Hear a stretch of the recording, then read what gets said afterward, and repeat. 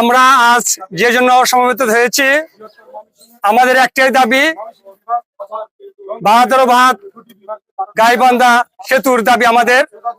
আমরা জন্মলগ্ন থেকে দেখতে পাচ্ছি এই সেতুটা হবে, শুনতে পাচ্ছি, কিন্তু আজ পর্যন্ত অধিপত্য কেউ এটা করেনি।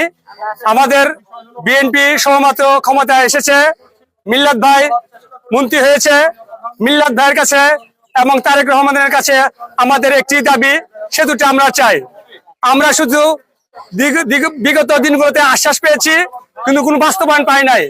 আমরা আজ সবাই একজুট হয়ে মাঠে নেমেছি, আমরা এই দাবিটি আদায় করে ছাড়বো। আমরা যে বলতে দাবি আদায় না হয়েছে আমরা ঘরে ফিরে যাব না। চাচ্ছি আমাদের জীবন দিয়ে হলো আমরা পরবর্তী জন্মকে যেন দেখিয়ে দিতে পারি আমাদের এখানে একটা সেতু হয়েছে।